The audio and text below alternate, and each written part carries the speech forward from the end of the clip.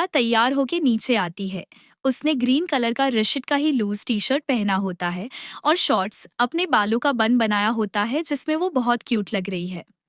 ऋषित उसको देखता रह जाता है और सोचता है कि इतनी सिंपल भी कितनी क्यूट लग रही है। उसके चेहरे पे एक मुस्कान आ जाती है।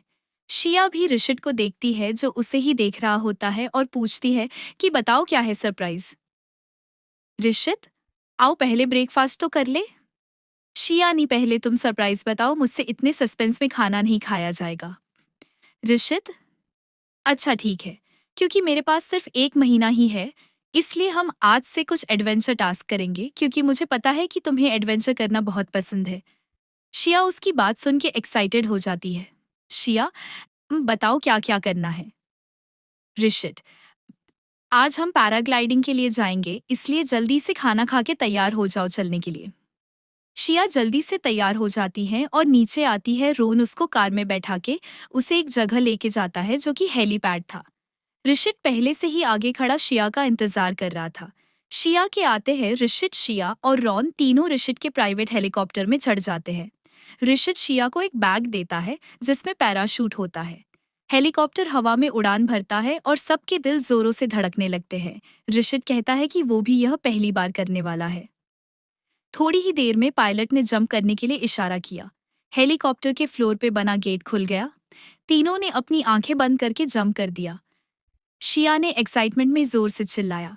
फिर तीनों ने धीरे से अपनी आंखें खोली तो ऊपर से इतना सुंदर नजारा दिख रहा था। खुद को हवा में उड़ता महसूस करके उनके दिल तीन में अजीब सी हलचल मच रही थी। उनकी घबराहट अब खुशी में बदल गई थी और उनको बहुत मजा आने लगा था।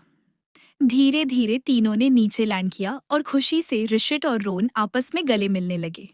शिया, वाओ क्या शानदार एक्सपीरियंस था। Thank you Rishit. ऋषित, तुम्हें अच्छा लगे इसीलिए तो किया है। थैंक यू की जरूरत नहीं है, एक मोहक मुस्कान देते हुए बोला। फिर वो वापस विला में आ गए और फ्रेश होके डिनर टेबल पे आ गए। सर्वेंट ने डिनर सर्व किया।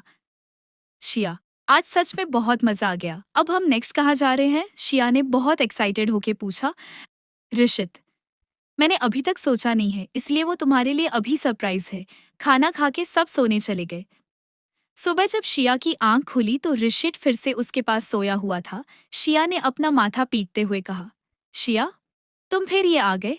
ऋषित अपनी आंखें मसलते हुए, अरे मैंने तुम्हें कहा तो था मैं रोज यही सोऊंगा तुम्हारे पास। अब गुस्से में मुंह फूलना छोड़ो और जल्दी से तैयार हो जाओ अगर तुम्हें सरप्राइज चाहिए तो। शिया से बात सुनते ही झट से गुस्सा भूल गई और नए एडवेंचर के लिए एक्साइटेड होके बाथरूम में नहाने चली गई। थोड़ी देर बाद जब वह रेडी होके बाथरूम से बाहर निकली तो उसको कमरे में कहीं भी ऋषित नहीं दिखा, क्योंकि ऋषित पहले ही तैयार होके उस प्लेस पे चला गया को आज का सरप्राइज है। शिया ने एक सिंपल सा पिंक टॉप पहना था और नीचे पजामा पहना था, को बिल्कुल जीन्स जैसा दिखता है। शिया के डोर पे नॉक हुआ, गेट खोला तो रोना शिया को आज के एडवेंचर के लिए लेने आया था। रोन, बाहर गाड़ी तुम्हारा वेट कर रही है। शिया, अच्छा तो आज हम कौन सा एडवेंचर करने वाले हैं? रोन, ऋषित ने मुझे तुम्हें बताने से मना किया है। शिया, अच्छा तो ये ऋषित है कहाँ फिर? रोन, वो पहले से ही लोकेशन पे पहुंच गए हैं। शिया, अच्छा ठीक है। शिया कार में जाके बैठ जाती है और रोन कार ड्राइव करता है। शिया, वैसे मुझे कुछ ऋषित के बारे में बताओ ना। रोन, क्या बताऊं, तुम क्या जानना चाहती हो? शिया, कुछ भी, जैसे उसकी लाइफ में बारे में।